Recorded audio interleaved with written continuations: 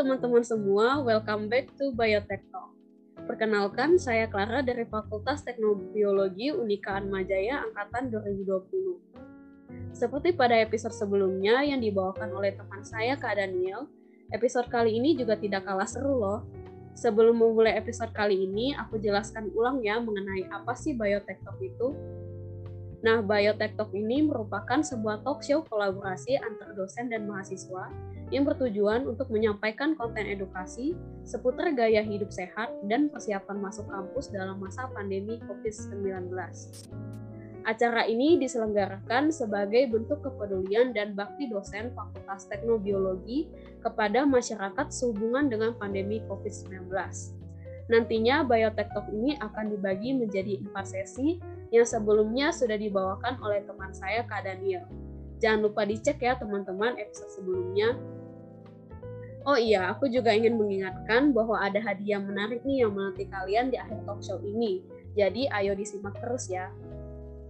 Langsung saja untuk menemani pembicaraan pada sesi kedua ini, di sini sudah hadir bersama saya, Kalistia Utami Karmawan, sebagai narasumber kita. Beliau merupakan salah satu dosen Fakultas Teknobiologi dan merupakan alumni dari Institut Teknologi Bandung loh. Yuk kita sapa.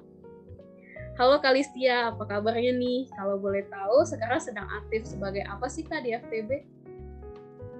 Halo juga Clara, thank you sudah menyapa saya ya. Jadi saya perkenalkan diri dulu, nama saya Listia Utami Karmawan. Kemudian saya mengajar di Fakultas Teknobiologi di home base-nya di Prodi Bioteknologi S1. Dan saat ini saya menjabat sebagai Ketua Program Studi untuk S1 Bioteknologi di FTB ini. Gitu. Wah, menarik banget ya teman-teman. Kalau teman-teman nanti akan melanjutkan pendidikan di FTB Unika Atmajaya, jangan lupa disapa ya. Kak, sekarang kan kita udah lama banget nih di rumah terus. Bahkan kuliah juga kebanyakan online karena pandemi COVID-19. Mau tahu dong Kak perasaan Kakak waktu pertama kali mendengar COVID masuk Indonesia nih? Ada perasaan panik atau masih santai-santai aja? Ya itu inget lagi dulu banget ya, zaman-zaman masih bulan Desember kali ya lah ya waktu itu ya. Iya betul. Desember tuh waktu ada virus nih gitu ya, bakalan menyebarnya dari Cina sana kan. Terus kita tuh di sini kan masih tenang-tenang aja, dan berita-berita yang masih belum terjamin kebenarannya tuh seliweran kan. Pernah dengar nggak sih lah yang itu loh, kita negara tropis katanya. Negara tropis terus sinar mataharinya banyak, ntar virusnya juga kalah tuh sama sinar matahari. Tenang aja, di Indonesia aman. Terus nggak ada tuh yang sampai setinggi itu gitu ya, sampai kayak di luar negeri. Tapi waktu itu yang pertama kali banget gitu ya kasus yang di Indonesia tuh yang gara-gara ada yang klub dansa atau apa gitu ya. Terus akhirnya menyebar, dan itu tuh awal dari hal yang tidak terduga gitu ya. Jadi dulu tuh waktu saya dengar ada virus itu, kemudian orang udah mulai pakai masker ya gitu. Aku tuh mikir, oh maksudnya pakai masker kayak di Jepang ya gitu, orang-orang sekarang harus pakai masker di jalanan terus-menerus gitu ya, masih belum terlalu ngeh gitu ya. Tapi tetap sih kita beli masker tuh saat itu, cari masker kain. Kayak gitu tuh bener-bener itu ya lah, gimana ya, aku beli masker itu pun hanya ya udah beli masker gitu ya, nggak mikir mau yang masker medis 3 lapis kayak mau mikir masker yang buff gitu ya. Yang buff aja kan udah nggak boleh loh sekarang kan ya. Yang kayak gitu-gitu tuh ya masih di awal-awal masih kayak gitu, tapi ternyata masuk juga ke Indonesia dan itu tidak terkendali. Apalagi kita itu kadang-kadang kalau ada aturan itu biasanya bukannya ditaati malahan dilanggar juga. Mungkin masih denial gitu ya, nganggapnya orang Indonesia mah kuat-kuat lah gitu, tapi ternyata enggak juga gitu ya. Dan banyak juga yang masih berpikir bahwa apa sih COVID atau Corona tuh nggak ada lah gitu, nggak ada virus itu cuma di berita gitu, padahal COVID is real gitu loh. Iya betul Kak. Sekarang sih di awal-awal sih mulai dari yang tadinya biasa-biasa aja, terus mulai waduh kok gini ya gitu, apalagi pas udah dengar kampus mulai ditutup itu loh, wah ini something serius gitu loh, sampai akhirnya pada satu titik bahwa waduh ternyata saya ini berada dalam sejarah gitu ya.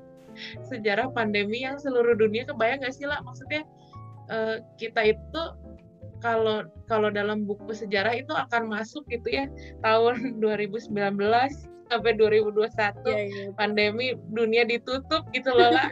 Di zaman kita siapa nyangka kita masuk dalam sejarah ya. Ya akhirnya sempat ya panik, gimana ya, bukan panik juga sih ya. Ya akhirnya ya menjadi bagian dari pandemi itu sendiri sih. Udah nggak bisa santai-santai. Iya, bener banget Kak. Oke, jadi waktu itu kan kita COVID-19 itu waktu bulan Juni sampai Juli 2021 itu kan parah banget ya Kak. Terus banget. Apakah sana keluarga Kakak ada yang terpapar COVID-19 gak ya?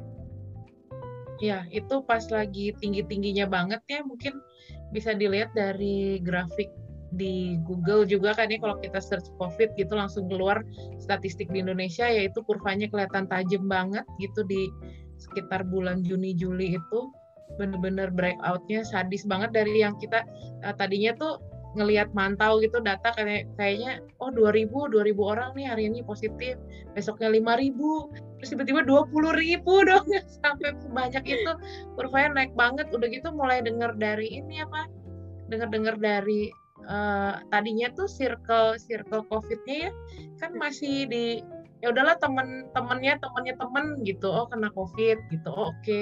Lama-lama tuh ya mulai kecil loh lingkarannya, teman kantor gitu ya, kena, Kak, ya? Teman kantor kena misalnya, terus dengar gedung itu lagi disinfeksi gitu ya. Pada akhirnya sih semakin dekat, dan keluarga sendiri yang memang beda kota lah ya, itu ada yang kena juga. Kemudian yang kalau di lingkunganku sih tetangga sebelah tiba-tiba pagi-pagi tuh mereka berbondong-bondong jemuran di depan gitu, tapi habis itu mereka bilang, itu bayi kamu jangan dijemur dulu ya, kami lagi jemuran nih, katanya kami kena COVID. Nah mulai nih, waduh harus lebih ketat lagi ya.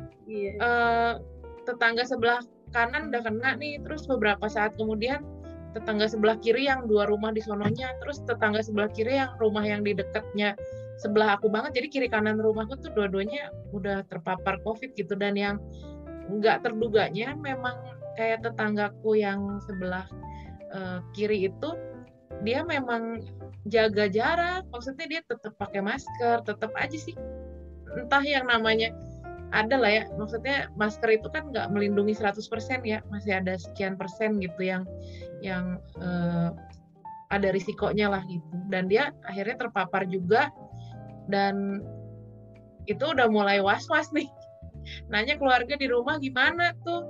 Terus dapat kabar kan, saya biasa teleponan tuh sama mama kan, mama sama papa di Bandung.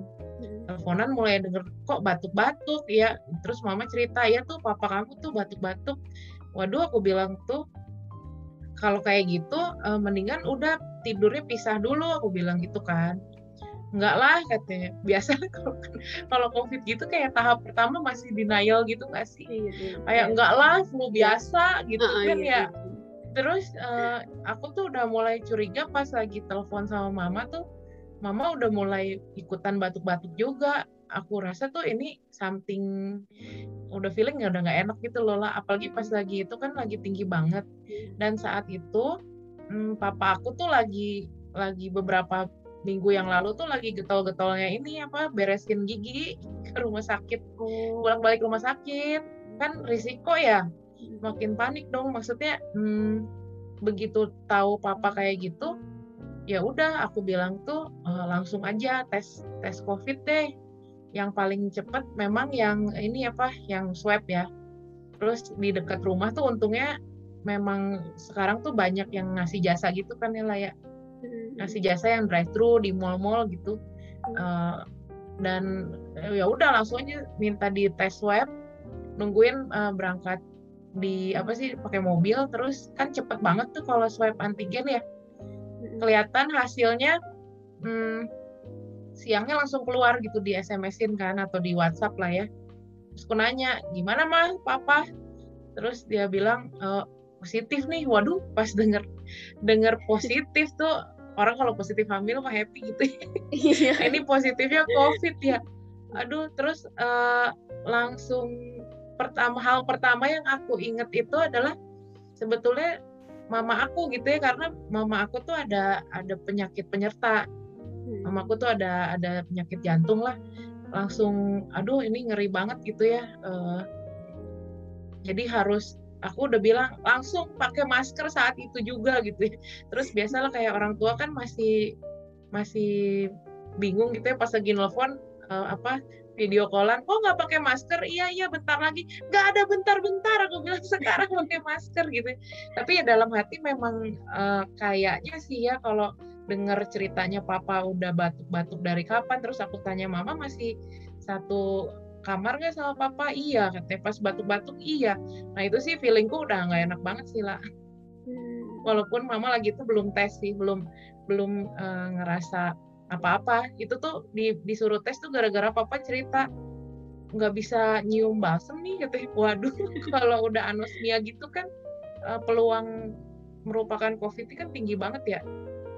Gitu. Jadi akhirnya setelah jeda beberapa hari, nah baru mama juga aku minta udah deh tes aja gitu ya. Walaupun mamaku akhirnya nggak anosmia. Mamaku tuh nggak ada anosmia sama sekali. Tapi dites, cuman saat itu kan papa kan masih infeksius banget tuh ya, maksudnya baru ketahuan positif, jadi nggak berani keluar lagi gitu. Jadi ya udah manggil orang aja.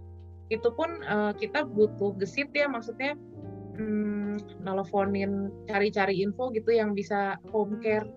Jadi laboratorinya tuh dibawa ke rumah, jadi itu bisa ada yang tes ke rumah, terus langsung kelihatan hasilnya. Ditelepon lagi, gimana mas hasilnya positif ya? Ya udah terduga sih, maksudnya ya bayangin lah dalam satu ruangan tertutup kan, di kamar kan ini ya ventilasi ya cuman jendela gitu doang kan. Papa batuk-batuk dulu nggak pakai masker, ya itu sih udah hampir 100% bakalan menular, apalagi lagi itu kan lagi heboh yang varian Delta itu loh lah. Iya benar. Yang infeksius banget. Ya pokoknya itu deh benar-benar. Ya pasti panik banget ya kak. Iya apalagi beda kotanya itu loh lah, aduh. Iya, kayak kita nggak bisa ketemu sama orang tua kita juga, terus juga khawatir. Tapi kalau mau datang juga pasti takut juga gitu ya kak. Iya, soalnya aku kan masih ada anak bayi juga kan. Aku pun sebenarnya kalaupun satu kota agak takut juga gitu buat nengokin ke rumah. Soalnya aku ada anak masih berapa bulan ya dulu, Juni itu berarti baru 5 bulanan lah. Iya. Juni Juli 5 bulan 6 bulan. Aduh, bener-bener deh lah. Terus kalau gitu, kalau boleh tahu tindakan pertamanya itu apa ya kak? Nah, tindakan pertama yang pertama kali aku ingat waktu itu adalah somehow oximeter. Iya, kayaknya semuanya pada ini ya, oximeter semua kayaknya. Iya, soalnya COVID itu tuh bisa jadi dia tuh kekurangan saturasi oksigennya menurun, tapi ada istilah yang happy hipoksia itu loh. Jadi dia merasa dirinya baik-baik saja, ketawa-ketawa gitu, tapi sebetulnya tuh si level oksigennya udah rendah banget, dan itu tuh bisa suddenly mengalami gagal nafas atau apa gitu. Itu kan ngeri banget ya. Jadi hal pertama yang aku ingat adalah cari oximeter. Terus saat itu karena memang lagi heboh-hebohnya, oximeternya tuh harganya jadi melambung berkali-kali lipat. Iya. Terus memang agak nyesel sih, dulu aku beli buat diriku sendiri tapi aku lupa nggak beliin buat orang tua, lagi belum separah ini sih. Dulu aku iseng buat jaga-jaga. Dulu masih beli tuh harga masih murah lah, paling 50.000 gitu ya. Nah kemarin pas lagi tinggi-tingginya bisa sampai 200.000 satu bijinya. Tapi ya apa boleh buat ya, iya makanya. Tapi apa boleh buat gitu, itu penting banget. Terus mikirnya gini lagi, oximeter kalau dipegang sama sama papa, ya baiknya mama pegang sendiri juga gitu, jangan bareng-bareng, jadi punya sendiri-sendiri. Jadi beli 2, dan bersyukurnya di zaman sekarang ini semua tuh ada di genggaman tangan gitu ya. Jadi hal yang aku lakukan adalah langsung cari platform e-commerce, cari yang masih tersedia, terus bikin filter, cari yang bisa anter yang same day gitu loh. Bener. Udah nggak peduli deh harganya mau berapa, ya udah langsung beli oximeter. Udah gitu, yang kedua ini beliin ini. Sebenarnya oximeter tuh pertama, yang kedua ya udah jelas konsultasi dokter dong, ya nggak? Iya betul. Yang perintilan itu menyusul sih, tandem barengan. Nah yang beruntungnya lagi itu kita bisa konsultasi lewat platform konsultasi daring ya, bisa sama dokter itu banyak kok yang nyediain gitu untuk bisa konsultasi dengan dokter general practitioner lah, dokter umum gitu ya. Jadi hal yang pertama ya begitu tahu positif, sebenarnya sebelum tahu positif juga saya udah mulai tanya-tanya dokter, soalnya agak-agak takut ya, maksudnya ini gimana ya dokter yang kalau belum terkonfirmasi positif, dokternya baru nyaranin paling kasih vitamin gitu sih. Terus begitu positif langsung cari lagi buat minta resep sebenarnya, akhirnya diresepin, resepnya itu vitamin, yang jelas sih ada vitamin, terus diresepin minyak ikan. Vitaminnya itu ada vitamin D, kemudian ada vitamin B kompleks, sama saat itu ada ini zinc. Jadi vitaminnya yang mengandung zinc itu karena memang ada beberapa penelitian yang mendukung bahwa ada preliminary study atau apalah ya yang membuat bagus untuk meningkatkan ketahanan tubuh terutama saat COVID. Nah ternyata yang vitamin zinc itu pas lagi aku beliin buat papa masih dapet tuh yang satu kaplet all in gitu. Nah pas mama itu bahkan vitamin B kompleks aja nggak dapet ya, susah nyarinya. Jadinya yang ada zincnya itu aku belinya pakai tablet effervescent yang warnanya ungu, itu ada mengandung zinc. Itu sih sebenarnya kayak di convenience store juga dijualin sih, ya untung adalah itu. Jadi langsung beli obat. Dan obatnya itu enaknya dari platform itu tuh kita bisa beli dianterin langsung sama yang ijo-ijo itu loh, driver ijo-ijo. ya ngerti. Jadi bisa langsung dikirim, jadi bersyukur banget sih sebetulnya. Kalau kalian familiar dengan aplikasi konsultasi dokter online sebelum COVID tuh itu membantu banget. Terus jadi udah tau lah maksudnya tahapannya habis ini ngapain gitu loh.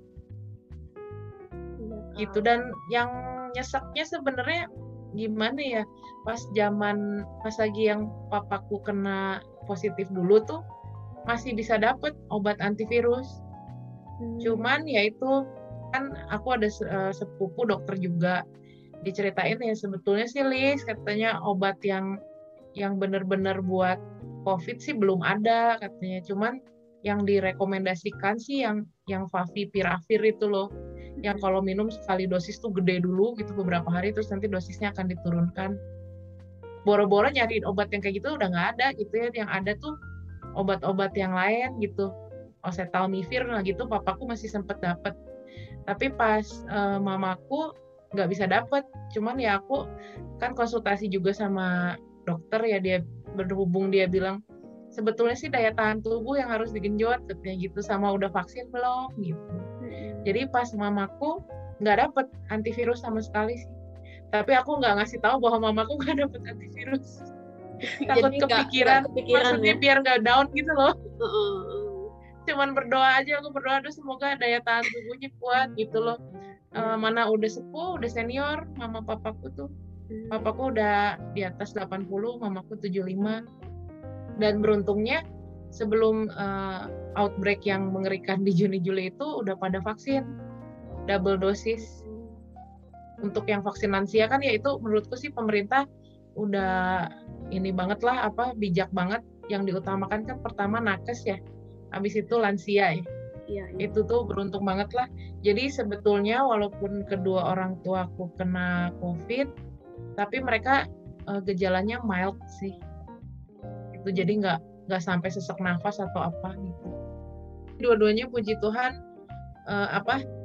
berhasil melalui. Kalau mama sih bilang setelah yang Sembuh sih, sembuh memang. Tapi ya sama kayak kalau kita kena virus juga ada efek itu kayak lemes banget gitu setelahnya. Kurasa sih itu ya, mamaku kan bukti tuh nggak dapet obat antivirus. Sebenarnya nggak dapet tuh bukan karena apa ya karena lagi itu stoknya bener-bener nggak ada lah. Kalau ada juga ya pasti ku belilah gitu. Yang di cuman itu bener-bener totally susah banget dapetinnya. Itu mau cari dimanapun nggak ada, nelfon apotek di deket-deket rumah udah nggak ada, ya bisa apa gitulah. Aku ya berdoa aja gitu. Ya artinya kalau di kasus di keluargaku sih ada yang dapat, ada yang enggak antivirusnya. Mereka dapat obat apa sih itu ya, semacam antibiotik sih. Dan mereka berdua puji Tuhan berhasil melalui masa-masa terpapar COVID gitu. Terus waktu pertama kali cek itu pakai swab antigen atau PCR, Kak? Mungkin Kakak bisa jelasin bedanya antigen sama PCR itu apa? Oke, mungkin jawaban pertanyaan dulu pertama ya. Pertama kali diceknya pakai swab antigen. Kenapa saya milihnya swab antigen? Biar cepet aja sih, pengen tahu ini positif nggak sih gitu ya. Dan saat itu kan memang udah simptomatik ya, maksudnya udah bergejala. Saya juga konsultasi sama rekan-rekan nakes yang lewat konsultasi online itu ya memang udah swab antigen aja katanya gitu. Nah kalau swab antigen perbedaannya, nah ini kan hubungannya sama biotek dong. Biotek itu sejak adanya COVID tuh jadi terkenal.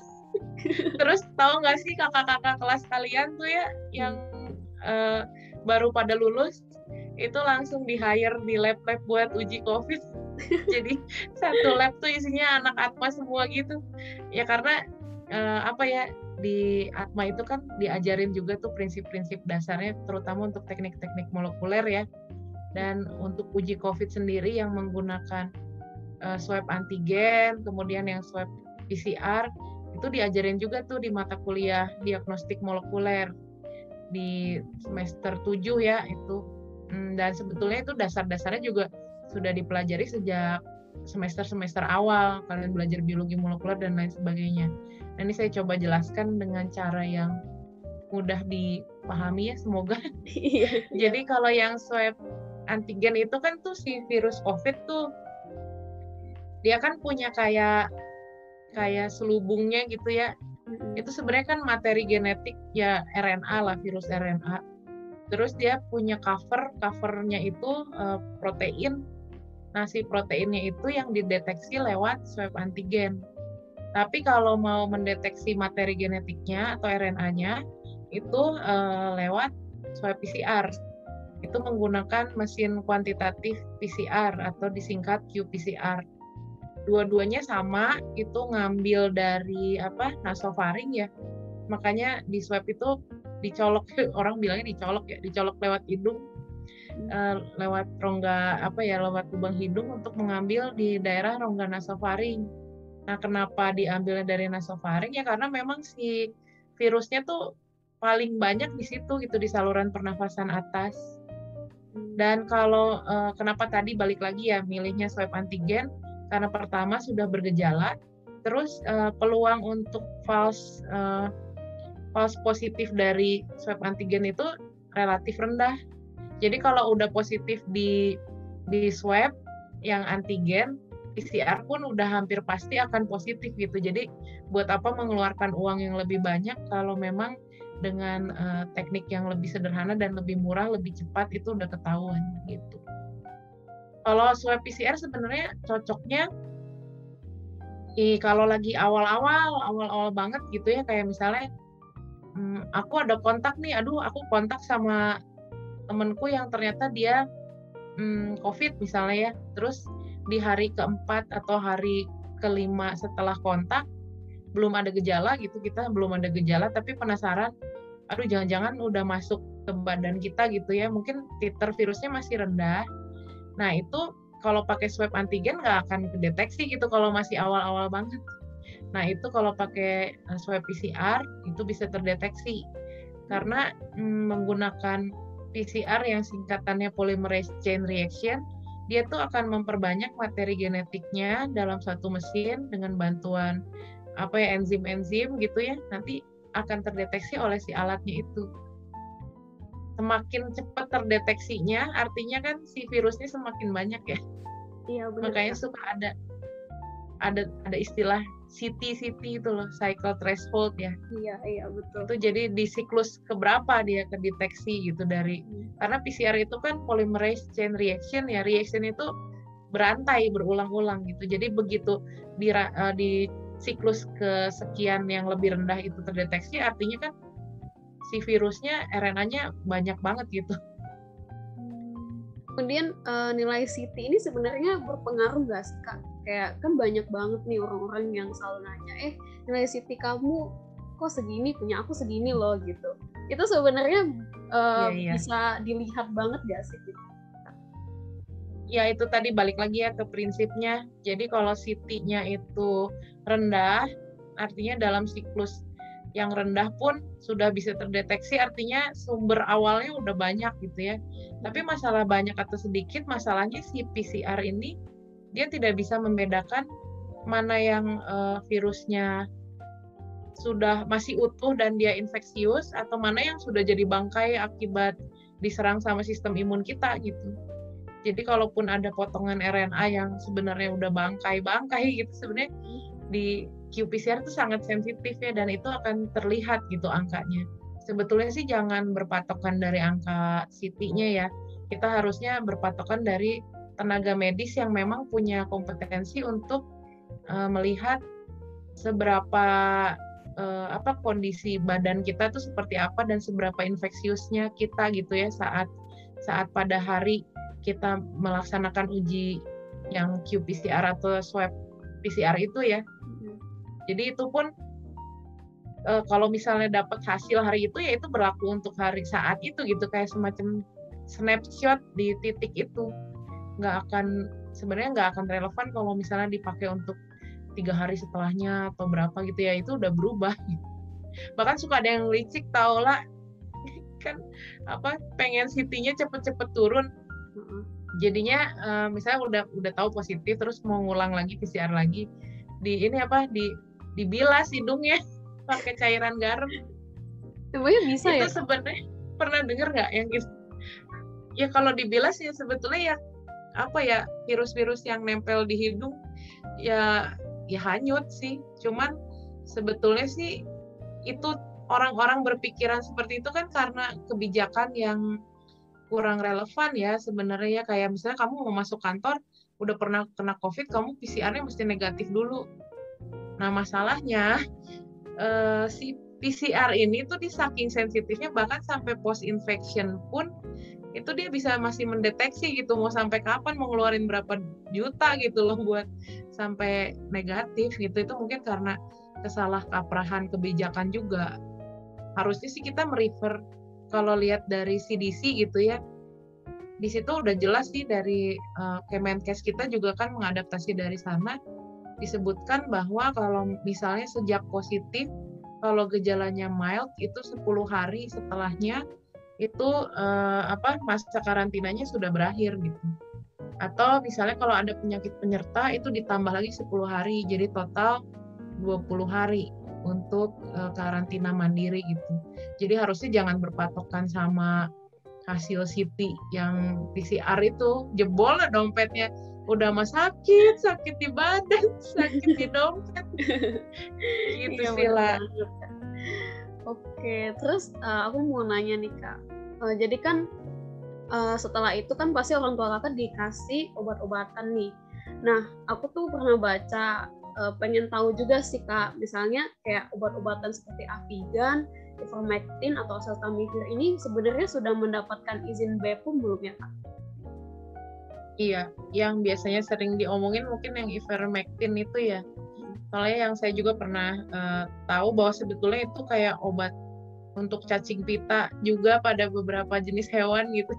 Iya. Cuman ya ini sih terakhir saya cek berita itu bahwa BPOM mengeluarkan surat edaran bahwa ada obat-obatan yang sudah di disetujui, tapi itu dengan catatan ya. Maksudnya dia ada izin edar itu dalam kasus ini emergency gitu loh. Jadi memang penelitiannya masih sedikit, belum sangat mumpuni gitu ya. Cuman kita memang urgent banget kan ya. Jadi beberapa obat memang suka diresepkan juga oleh dokter-dokter untuk mengatasi COVID-19 ini gitu. Jadi ya kalau seperti itu sih kita berpedoman saja dari otoritas yang berkuasa di negara kita gitu ya. Kayak misalnya yang mengurus izin edar obat kan dari BPOM. Jadi kalaupun mereka sudah mengizinkan ya artinya sudah ditelaah dong ininya apa positif negatifnya gitu ya. Walaupun memang penelitiannya masih terbatas, tapi ini dalam keadaan darurat. Mungkin ada beberapa bukti yang bisa mendukung juga, walaupun belum semumpuni obat-obatan yang kayak misalnya buat obat pusing pakai Panadol gitu atau apa gitu ya. Kita ikuti saja. Gitu ya. Ikuti aja arahan dari pemerintah dan dari tenaga-tenaga kesehatan yang ada. Gitu sih paling. Terus tindakan apa sih Kak yang dilakukan setelah pasca isolasi mandiri itu? Setelah pasca isolasi mandiri, ya aku paling minta supaya jaga kesehatan, terus wanti-wanti lagi soal masker, terus aku wanti-wanti lagi soal untuk membersihkan daerah-daerah yang terkontak dengan alkohol 70%. Nah itu kalau anak biotek pasti udah tahu ya kenapa alkoholnya 70%. Iya. Kenapa bukan alkohol 96%? Digunakan alkohol 70% ya karena memang dalam alkohol 70% itu 30%-nya adalah air. Dan seperti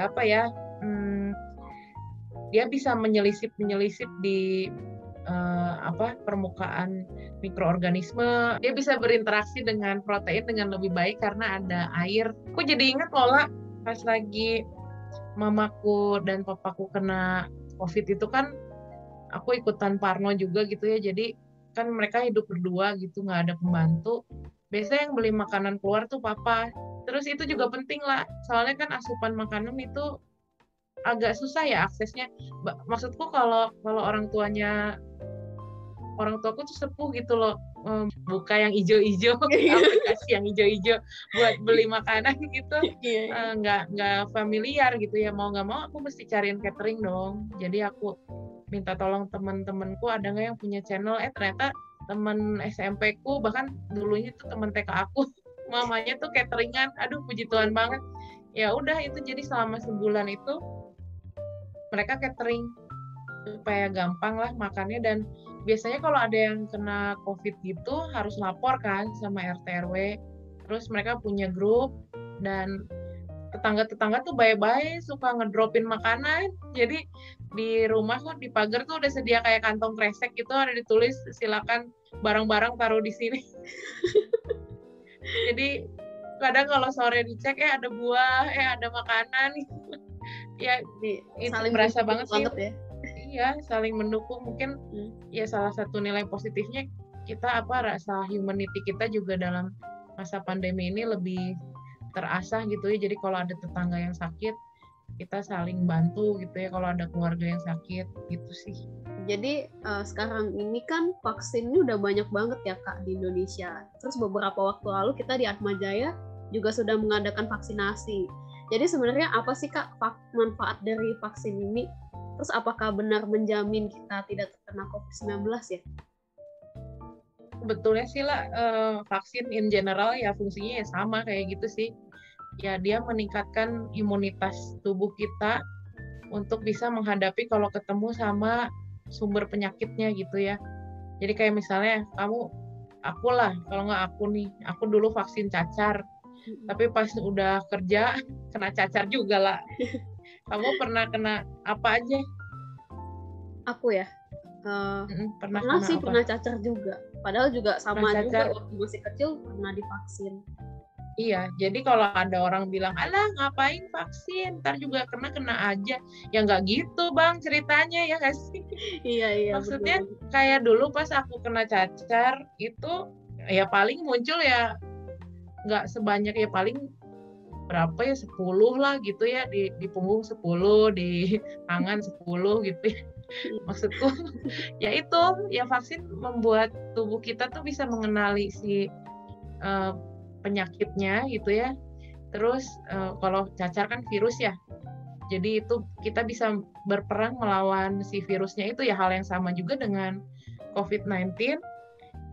Jadi dengan adanya vaksin kita membentuk antibodi yang bisa membantu memerangi si virus corona itu gitu ya. Buktinya puji Tuhan ya, orang tuaku itu dua-dua sepuh, satu punya komorbid lagi, udah vaksin, itu gejalanya jadinya mild gitu. Jadi ya nggak bisa sih orang bilang apakah benar-benar menjamin tidak terkena. Kalau mau tidak terkena itu lain cerita, maksudnya kita jalankan protokol kesehatan, jaga jarak, pakai masker gitu loh.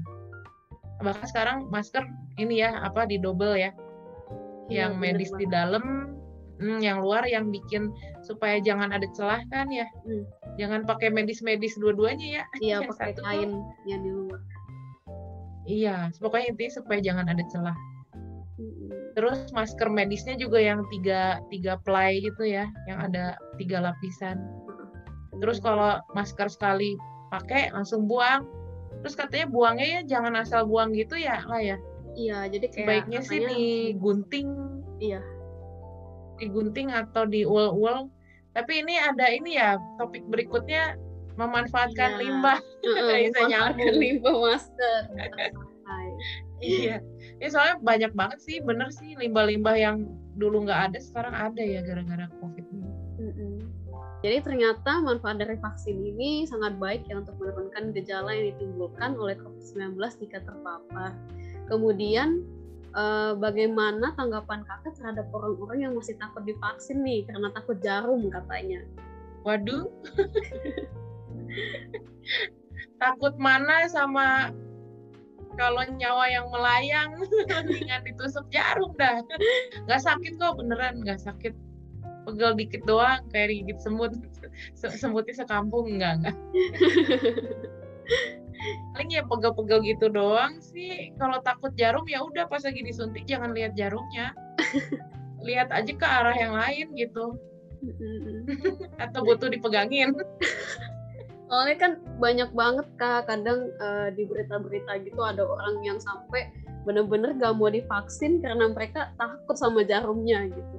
Waduh, itu harus dibantu sama orang-orang di sekitarnya lah, sama keluarganya, dibujukin. Aduh, ya. Apalagi kalau tinggal sama yang anggota keluarga yang komorbid atau dia sendiri yang bawa penyakit penyerta. Ya masa sih mau meresikokan nyawa gitu ya? Dibanding tusuk jarum gitu. Lagian si tenaga-tenaga kesehatan itu juga udah tahu kok tekniknya. Jadi jangan takut lah gitu ya. Ya sakit ya mungkin adalah sakit yang namanya ditusuk lah. Iya tapi maksudnya nggak sesakit itulah maksudnya. Ya bisa sih. Kalau kita masih gratis nih, mumpung gratis ya manfaatkan lah. Bersyukur pemerintah kita peduli gitu, jangan disia-siakan. Vaksinlah selama vaksin itu ada. Jangan sampai nanti alasannya sekarang udah nggak gratis, nggak ada duitnya lah. Gratis nggak diambil. Oke teman-teman, jadi aku simpulkan kita tuh jangan takut ya untuk divaksin karena vaksin ini tentunya memiliki fungsi yang baik banget untuk tubuh kita. Jadi nggak terasa ya Kak, waktunya udah mau habis nih. Seru banget. Udah berapa menit nih kita ngobrol-ngobrol Kak? Udah berapa? Lumayan ya lah ya. Lumayan banget. Iya, jadi teman-teman seru banget kan bisa berdiskusi mengenai tindakan pertama yang harus dilakukan jika terpapar COVID-19. Ternyata COVID-19 ini juga tidak boleh dianggap remeh ya teman-teman. Tetapi kita juga tidak boleh terlalu takut selama kita mematuhi protokol kesehatan. Mudah-mudahan peluang untuk terpaparnya dapat menjadi lebih kecil. Selain itu teman-teman juga jangan takut ya untuk divaksin karena vaksin ini juga memiliki peran dan manfaat yang besar loh untuk membentuk antibodi agar dapat memproteksi tubuh kita dari gejala COVID-19 yang parah. Benar begitu ya Kak? Iya. Jadi sekian sesi kedua dari Biotech Talk ini. Untuk selanjutnya akan ada sesi ketiga yang akan dibawakan oleh teman saya, Annabel Christine, bersama dengan Kak Rena Eliana Warjoto. Ia membahas mengenai cara mengolah limbah masker bekas pakai. Pasti seru banget loh teman-teman. Jangan sampai terlewat ya. Saya juga mengucapkan terima kasih banyak untuk Kalistia yang sedang mau berbagi pada sesi kedua Biotech Talk ini. Oke, jadi teman-teman, ayo kita bersama melawan COVID-19 dengan mematuhi protokol kesehatan ya. Jangan lupa juga teman-teman untuk mengikuti giveaway dari Biotech Talk ini. Rules dari giveaway tersebut dapat teman-teman lihat pada description box di bawah video ini ya. Akhir kata, saya Clara pamit undur diri. Terima kasih sudah mendengarkan Biotech Talk sesi kedua. See you in the next Biotech Talk. See you. Bye-bye.